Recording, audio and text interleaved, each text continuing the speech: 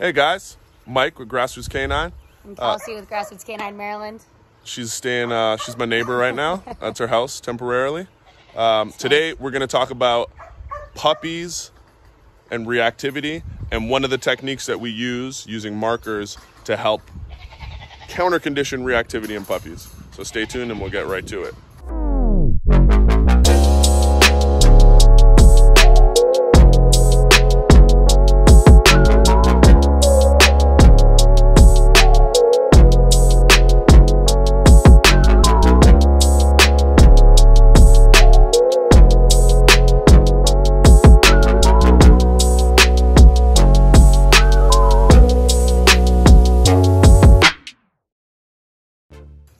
I missed it. Do it again.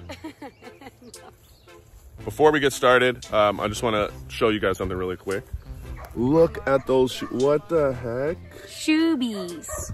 I don't know what she's doing. All right, where are you going? Oh, I thought we were done. No, we're not done. All right, so we're going to talk about using a terminal marker and how you can use that to help counter condition a puppy that's reactive. We were inspired because we have a session later on today with a puppy that's having kind of reactivity issues. It's a German Shepherd. Surprise, surprise. They like to bark and be silly when they see dogs. But it's a really young puppy.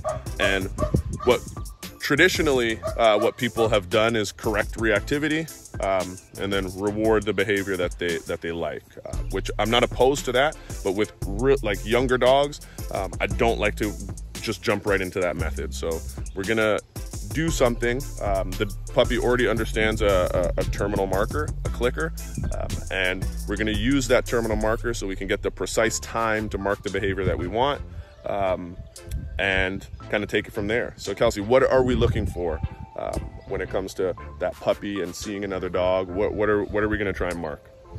Be taller, so I don't have to hold it so high. Sorry, so we're gonna try to mark the engagement with the owner before the puppy even reacts. So having a far enough distance where the dog might be further away.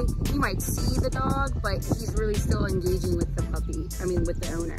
So it's about being proactive and not letting the dog just react and then pay or mark that behavior of reacting.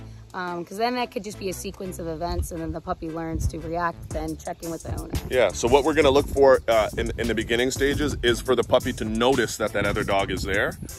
And we wanna catch it because usually there's like progressions before reactivity occurs, right? So they may notice that other dog is there, then they can start to fixate. Then they can get, speaking of puppies, then they can get their, their hackles may go up, their ears may go up, and then finally they react. So what we wanna first kind of mark is that dog noticing the presence of another dog, but not giving it the opportunity to walk through those progressive states and get all the way to reacting.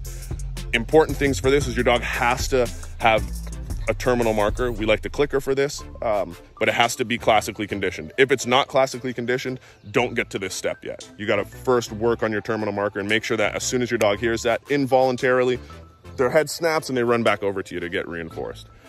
So we're gonna, later on today, hopefully we can film some parts of this session, and then we're gonna share it with you guys, and then after that we'll do a kind of a brief recap. So this is how you can help your puppy not be reactive. Being proactive. By being proactive and jumping ahead of it. Who's this one? What's this one's name? This is Lottie. Lottie? Lottie-da-dee-da. Right there. It's the mother. The moment you notice him noticing Cairo. Oh my goodness, good boy. So right there, you'll stay right where you are there now and let him, sometimes with movement, it can make him not be as aware of that marker, right? Click. Perfect. You could break Cairo over there. Click. So sometimes the movement, obviously, from the other dog will capture his attention more. Wide angle. I'm like trying to catch them both. Break Cairo again. Click. Yeah, buddy.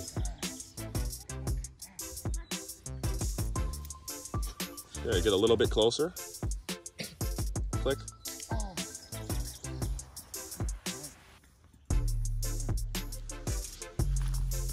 Click.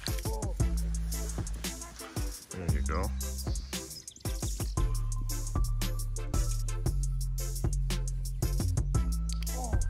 Yeah, buddy.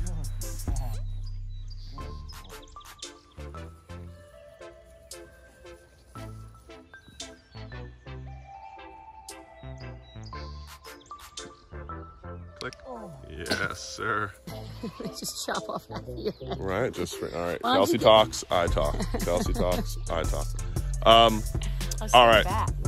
There you go. Now you look even smaller.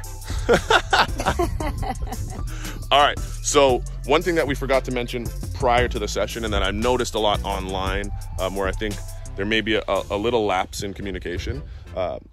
If we understand what terminal markers are and what they stand for, really we're taking a picture in that moment for the dog to be like, oh, this behavior caused me to get reinforced. And I've seen it pretty commonly online, and Kelsey, I know that you've probably seen it as well. And we have some clients that show up and kind of have an understanding of a marker and want to use it, but they're using it ineffectively because they're waiting for the dog to actually have that fit and blow up and bark at the other dog. And then reinforce and then clicking in the moment that happens.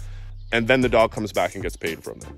So again, if we understand how terminal markers work, what we're doing is taking a picture of that reactivity and saying, hey, that was it, that was perfect, keep doing that, and we're reinforcing it and making it more likely to happen again in the future. Yep. What are your thoughts on that, Kelsey? Yeah, I think unintentionally we're saying, hey, do more of that, you're gonna get paid. And then so what happens is the owner is waiting for the dog to stop reacting, but the dog's just reacting more, because it's been so reinforced of reacting works, and now it's just escalating. So yeah, exactly. So like if we're gonna make it even easier, like if we're teaching a dog a sit, and every time that dog sits we click and they come over to us and we pay them, what we're doing is creating that behavior of a sit, right? So they're more likely to do that again in the future.